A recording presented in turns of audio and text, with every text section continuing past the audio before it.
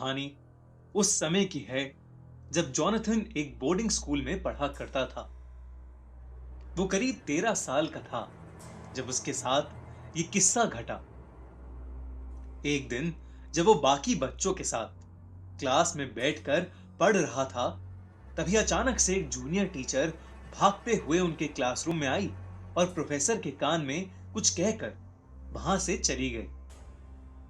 Professor ने अपना session उस दिन के लिए वहीं खत्म कर दिया और सभी बच्चों को बताया कि स्कूल के पास वाली बिल्डिंग में कुछ ऐसा हुआ है जिसकी वजह से पूरे स्कूल का लॉकडाउन कर दिया गया है और किसी भी स्टूडेंट को अपने हॉस्टल या स्कूल प्रेमिसेस से बाहर निकलना अलाउड नहीं है।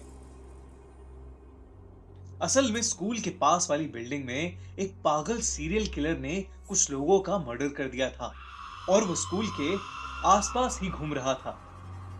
इसलिए जब तक पुलिस उस सीरियल किलर को नहीं ढूंढ लेती, तब तक पुलिस ने स्कूल को बंद करवा दिया था। उस सीरियल किलर ने जिन भी लोगों को मारा था, उनका दाहिना हाथ उनकी बॉडी से गायब था। ये सारी बातें स्कूल के गार्ड ने एक सीनियर को बताई, जिसने पूरे स्कूल में इस बात का ढिंढोरा पीट दिया। ये बात जानकर स्कूल के सभी बच्चे बेहद डरे हुए थे। इन सब के बीच जॉनथन के साथ एक और अजीबोगरीब चीज हो रही थी। जब से ये स्कूल लॉकडाउन शुरू हुआ था, उसे रोज रात अचानक अपने हॉस्टल के बैकयार्ड से किसी आदमी के जोरों से चीखने की आवाज आती।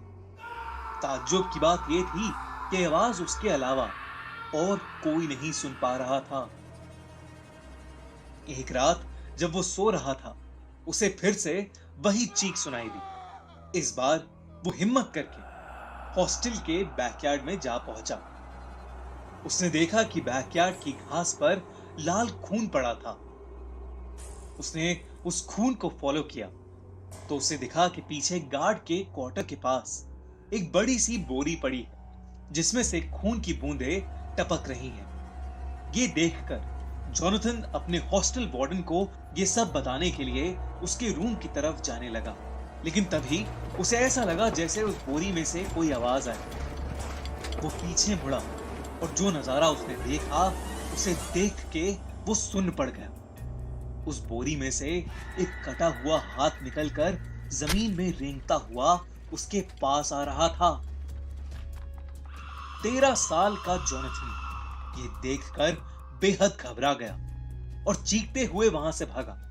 कुछ ही देर में उसे ऐसा लगा कि जैसे वो बोरी उन सभी कटे हुए हाथों से भरी है जिनको उस सीरियल किलर ने मारा था, और सभी हाथ रेंगते हुए उसके पीछे आ रहे हैं। जॉनथन जोर जोर से मदद के लिए चीखने लगा। उसकी चीख सुनकर हॉस्टल वार्डन और बाकी लोग भी उठ गए। वो बोरी देखकर स्कूल प्रिंसिपल ने तुरंत पुलिस को फोन किया और वहां बुला लिया। स्कूल टीचर्स सभी बच्चों को एक हॉल में ले गए और उन्हें अंदर से लॉक कर दिया। जॉनथन अब भी जोर जोर से रो रहा था। कुछ ही देर में पुलिस वहां पहुंच गई और उन्होंने उस सीरियल किलर को ढूंढ निकाला, जो स्कूल में ही एक क्लासरूम में छुपा हुआ था।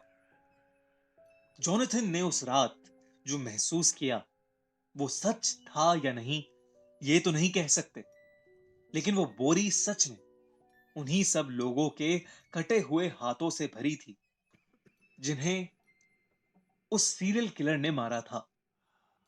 उस दिन के बाद से स्कूल का रूटीन तो नॉर्मल हो गया, लेकिन जॉनथन को आज भी वो खौफनाक सपना आता है जहां एक कटा हुआ हाथ रेंगते हुए उसके पास आ रहा है।